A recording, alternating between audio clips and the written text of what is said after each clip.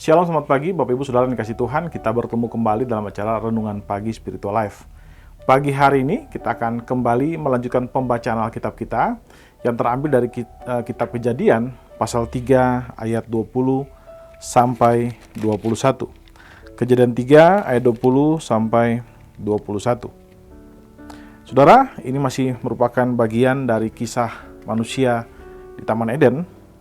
Saya akan bacakan bagian firman Tuhan ini bagi Bapak Ibu Saudara sekalian. Manusia itu memberi nama Hawa kepada istrinya, sebab dia menjadi ibu semua yang hidup. Tuhan Allah membuat jubah kulit untuk Adam dan untuk istrinya, lalu mengenakannya kepada mereka. Saudara yang dikasih Tuhan, di dalam perikop yang baru saja kita baca, atau ayat-ayat yang baru saja kita baca, di sini merupakan sebuah peristiwa penting, di mana Adam itu memberi nama kepada istrinya. Dia menamakan istrinya Hawa, dan kemudian di situ juga menjelaskan bahwa Allah membuat pakaian untuk Adam dan juga istrinya untuk menutupi ketelanjangan mereka. Nah, saudara dikasih Tuhan, ada dua hal yang bisa kita pelajari dari ayat-ayat ini. Yang pertama, kita bisa melihat tentang bagaimana respon Adam atas dosa-dosanya, dan kemudian juga sikap Allah kepada Adam yang berdosa. Yang pertama, kita melihat bagaimana Adam memiliki pengharapan kepada Tuhan atau kepada janji Tuhan. Hal ini terlihat dari bagaimana dia menamai istrinya. Dikatakan di situ bahwa dia menamai istrinya Hawa. Hawa sendiri berarti hidup. Dan dikatakan di situ bahwa karena dialah yang akan menjadi ibu bagi semua yang hidup.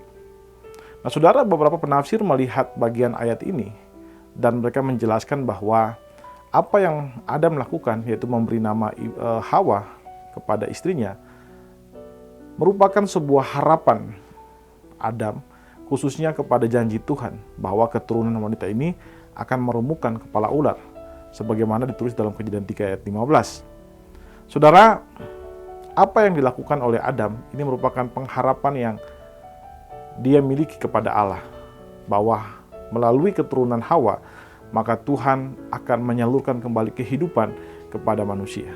Melalui keturunan Hawa, maka Tuhan akan membuka kembali berkat-berkatnya kepada manusia.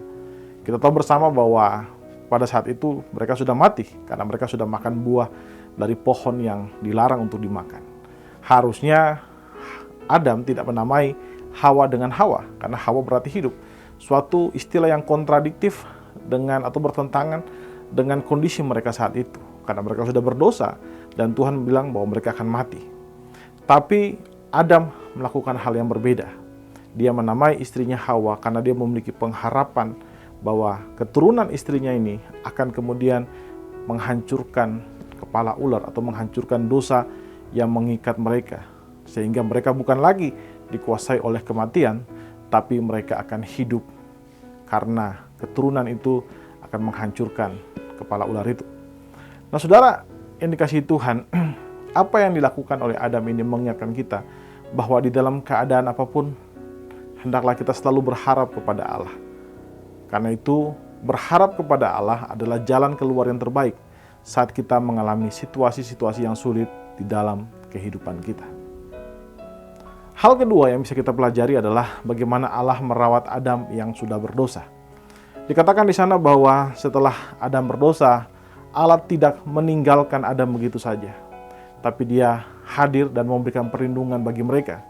Ia hadir dan merawat mereka meskipun mereka dalam keadaan berdosa. Dikatakan di sana bahwa Allah membuat pakaian bagi Adam dan Hawa untuk menutupi rasa malu mereka yang muncul karena dosa. Kita tahu bersama awalnya mereka telanjang, tapi karena dosa di dalam diri mereka, akibatnya roh mereka itu tidak bisa lagi melihat tubuh sesama mereka secara netral. Mereka melihat dengan hasrat, dan karena itu dosa kemudian merusak cara pandang manusia terhadap sesamanya, dan akibatnya mereka menjadi malu ketika mereka telanjang. Hal ini menunjukkan bahwa Allah mengasihi kita saat kita masih berdosa. Meskipun mereka berdosa, Allah tidak membuang mereka, tapi Allah merawat mereka. telah membuat pakaian bagi mereka untuk menutupi ketelanjangan mereka, untuk menutupi rasa malu mereka yang lahir karena dosa. Saudara, hal ini juga mengingatkan kita bahwa ketika kita mengaku dosa kita di hadapan Tuhan, maka Allah tidak akan membuang kita, tapi kita akan dirawat oleh Allah. Ia akan mengampuni dosa-dosa kita dan Dia akan menyucikan kita dari semua kejahatan kita, sebagaimana dituliskan oleh Rasul Yohanes dalam 1 Yohanes 1 ayat 9. Tapi sebaliknya, ketika kita tinggal dalam dosa, kita tidak mau bertobat dari dosa-dosa kita, maka hubungan kita dengan Allah akan menjadi rusak. Hubungan kita dengan sesama pun akan menjadi rusak, dan hubungan kita dengan diri kita pun akan menjadi rusak. Dosa akan membuat kita kehilangan damai sejahtera. Dosa akan membuat kita tidak bebas karena kita dikuasai oleh hawa nafsu. Karena itu saudara, ketika kita melihat Allah menunjukkan dosa-dosa kita melalui Roh Kudus di dalam hati kita, maka langkah yang terbaik adalah kita harus bertobat, menyesali dosa-dosa kita, berbalik dari dosa-dosa kita, dan berkomitmen meninggalkan dosa-dosa kita. Maka Allah akan mengampuni kita dan membersihkan kita dari seluruh pelanggaran kita. Saudara, renungan pagi hari ini mengajarkan kita untuk hidup di dalam pengharapan kepada Allah. Sama seperti Adam yang telah hidup dalam pengharapan akan penebusan di dalam Kristus Yesus. Demikian juga renungan pagi ini juga mengajarkan kita tentang kasih Allah bagi manusia. Meskipun kita ada dalam dosa, tapi Allah tetap mengasihi kita dan mau merawat kita. Karena itu, Allah adalah satu-satunya harapan bagi hidup kita. Dimanapun kita berada, apapun yang kita lakukan, ingatlah bahwa Allah adalah sumber kehidupan bagi hidup kita. Amin. Saudara, mari kita mengambil waktu sejenak untuk merenungkan firman Tuhan yang baru saja kita dengarkan ini. Saudara, bagaimana ketika saudara merespon kasih Allah yang begitu dalam kepada saudara ketika Allah mengungkapkan kesalahan dan dosa-dosa saudara? Mari saudara, kita mengambil waktu sejenak untuk mendoakan hal tersebut. Berdoa meminta anugerah Tuhan melalui Roh Kudus untuk memberikan kepada saudara kemampuan untuk bertobat dan meninggalkan dosa-dosa saudara dan hidup di dalam kekudusan bersama-sama dengan Allah.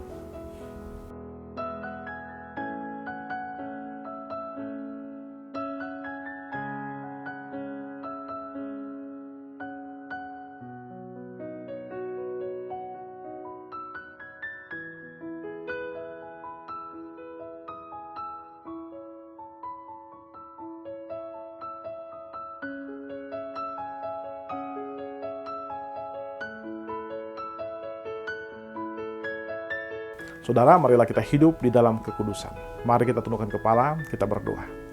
Ya Tuhan Allah Bapa kami bersyukur buat kasih dan setia-Mu kepada kami. Terima kasih jika Engkau telah memberikan kepada kami anugerah-Mu untuk boleh kami hidupi. Pagi ini kami boleh bangun dengan tubuh yang segar, itu hanya karena anugerah-Mu, dan kami bersyukur untuk kasih setia-Mu Tuhan Yesus. Kami juga berdoa menyerahkan firman Tuhan yang baru saja kami dengarkan. Kami berdoa supaya kesadaran akan kekudusan-Mu itu ada dalam hati kami, sehingga dalam semua perilaku kami berusaha untuk menyenangkan hati-Mu dengan anugerah dari Roh Kudus. Kami juga berdoa buat hari ini Tuhan Yesus, apapun yang kami kerjakan hari ini, biarlah kami kerjakan untuk kemuliaan nama-Mu saja. Apapun yang kami pikirkan, apapun yang kami katakan, apapun yang kami lakukan, biar itu mencerminkan kemuliaan-Mu di dalam kehidupan kami. Kehidupan yang telah ditebus dan telah dibaharui oleh Kristus.